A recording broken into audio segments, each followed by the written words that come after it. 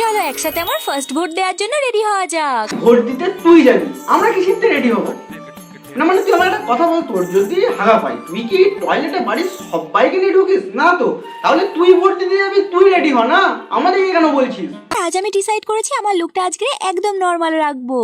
আরে ওরা তুই নিজেই abnormal, তোর লুক কি করে নর্মাল হবে শুনি?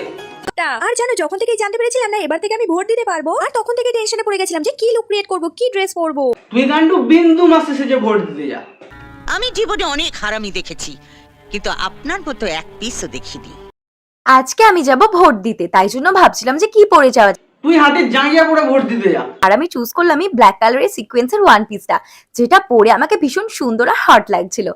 इतनी सुंदर हूँ मैं क्या करूँ? তুই পন মারা। দেখ, যে বলছিল তোকে সুন্দর লাগছে সে মনে হয় তোর থার্মাল ইমেজ দেখেছে, অরিজিনাল ইমেজটা দেখলে বলবে না। আর জানো আমি কেন ভোট দিতে চাই? কারণ ওখানে এত সুন্দর সুন্দর হ্যান্ডসাম আর্মি অফিসার গুলো থাকে না, যাদেরকে দেখলেই দিলটা একদম গার্ডেন হয়ে যায়। আরে থ্যানোসের অবসরপ্রাপ্ত সেক্রেটারি পৌঁছে তোমার ইনফিনিটি স্টোন পুজো দেবো, সব চুলকাইলে রকেটে নুনু দিয়ে বেরিয়ে যাবে। গ্রুট তোমায় গান্ডু বললো।